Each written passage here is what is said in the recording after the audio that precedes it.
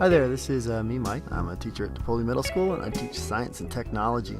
This presentation will focus on my efforts in my science class over the last little bit where we've been talking about plants and identifying different characteristics of plants. The first thing that's going to happen here is you'll see how I introduce my classes.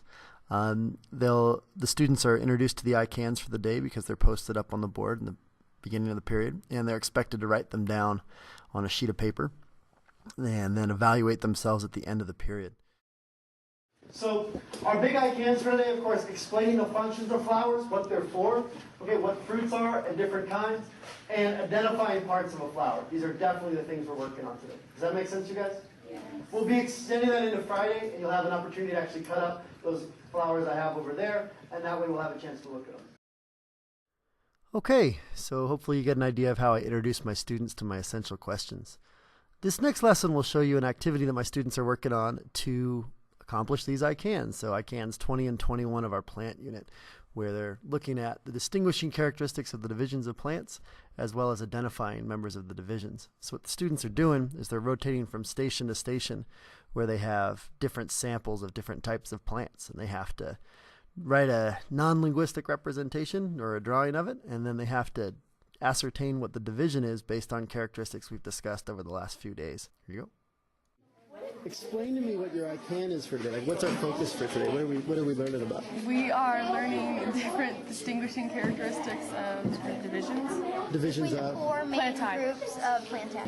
We're seeing the distinguishing characteristics and their different ways of dispersal and reproduction.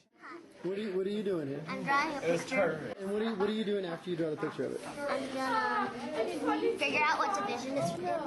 Okay. Hey, how does it reproduce, do you know? Spores. Can you find them? They're underneath. In those little Oh, dots. look at those little guys. You see them? Oh, how cute! I mean, no. Look at that. So, these? see if you can answer this question here. I always thought that was ladybugs, like ladybug eggs. Well, there you go. Now you know, eh? Hey guys, how's it going? Hey, Mr. Klapp. Hey. Just observing some plants. Sweet. So let's start with, why don't you tell me what division this thing belongs to? Probably It has a flower. Magnolia phyta. Why do you think it belongs to that division? Because it has flowers, and it looks like these are leaves.